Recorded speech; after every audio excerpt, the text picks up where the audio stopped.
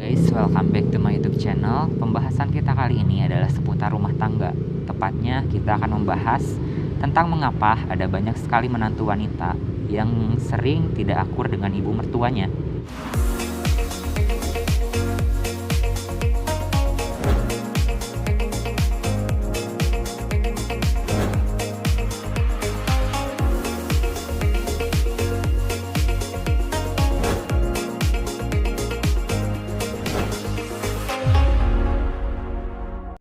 Apa kabar Anda? Saya doakan semoga selalu sehat dan senantiasa diberikan kemudahan serta kelancaran dimanapun Anda berada. Bahasan kita kali ini adalah seputar rumah tangga. Tepatnya kita akan membahas tentang mengapa ada banyak sekali menantu wanita yang sering tidak akur dengan ibu mertuanya. Jika Anda adalah seorang istri yang kebetulan kurang merasa cocok dengan ibu mertua Anda, maka bisa saya pastikan bahwa Anda tidak sendirian. Apalagi bila saat ini Anda masih tinggal satu atap dengan mertua Anda. Bahkan ada penelitian yang menemukan bahwa 70% wanita mengaku kurang menyukai atau sama sekali tidak menyukai ibu mertua mereka. Apa saja alasannya? Alasan yang pertama adalah karena sang menantu dianggap sebagai orang asing.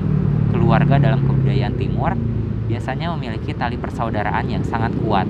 Dan ketika seorang anak laki-laki menikah, kemudian istrinya turut masuk ke dalam keluarganya tersebut, maka tidak jarang mertuanya kemudian menganggap seakan menantunya ini adalah orang asing yang menyusup ke dalam anggota keluarganya, sehingga sang menantu pun merasa tidak diterima, merasa dianggap sebagai orang luar dan berpotensi menimbulkan konflik. Untuk itu, kedua belah pihak, menantu dan mertua, ada baiknya menyadari peranannya masing-masing, yang mana peranan ini tidak dapat digantikan dan sudah ada porsinya sendiri-sendiri.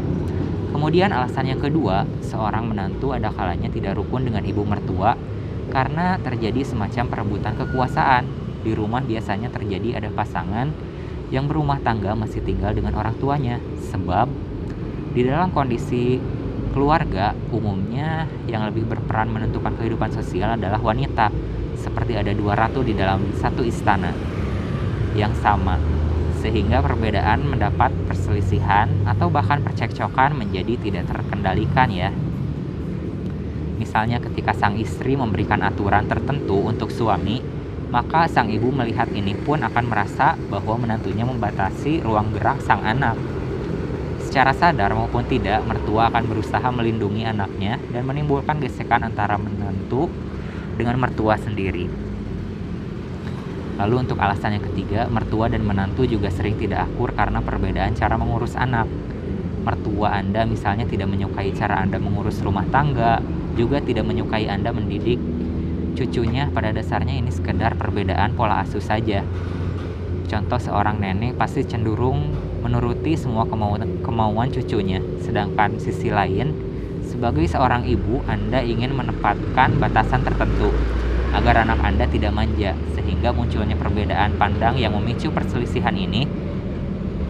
Oke, langsung ke alasan keempat, mertua dan menantu juga bisa jadi akan berselisih karena menantu sering tidak datang ke perayaan atau acara tertentu yang diadakan oleh mertuanya.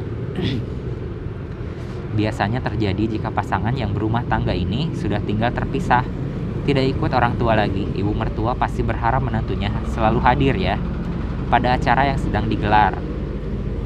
Malah kalau bisa bantu-bantu untuk mempersiapkan semuanya. Tetapi jika menantunya sering tidak hadir karena merasa tidak nyaman dengan mertuanya sendiri, maka lambat laun ini akan menimbulkan gesekan antara menantu dan mertua.